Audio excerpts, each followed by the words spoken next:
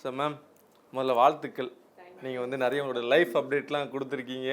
So பார்க்குறப்ப நினைப்பா என்னடா இது எல்லா இன்டர்வியூவும் இதே தேய்க்கிறீங்க அப்படின்ற மாதிரி இட்ஸ் ஓகே, அது எங்களுக்கு அதே ஃபீல் இருக்குது. பட் இருந்தாலும் மனம் திறந்து நீங்கள் சொல்லும்போது நிறைய மக்கள் உங்களோட வாழ்த்துக்கள்லாம் சொல்கிறாங்கல்ல, அந்த அன்பை பொழிந்து அந்த அன்பை கிடைக்கிறப்ப எப்படி இருக்குது?